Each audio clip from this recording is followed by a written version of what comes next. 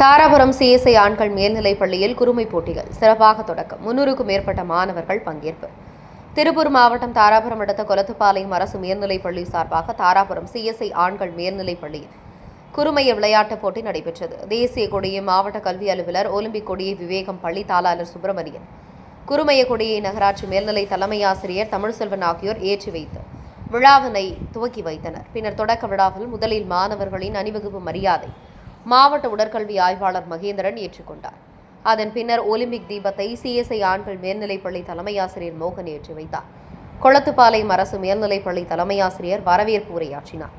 இந்த குறுமைய விளையாட்டுப் போட்டியில் தாராபுரம், குண்டடம், அலங்கியம், மூலனூர் பகுதியைச் சேர்ந்த சுமார் 300க்கும் மேற்பட்ட மாணவர்கள் பல்வேறு வகையான தடகள போட்டி நடைபெற்றது.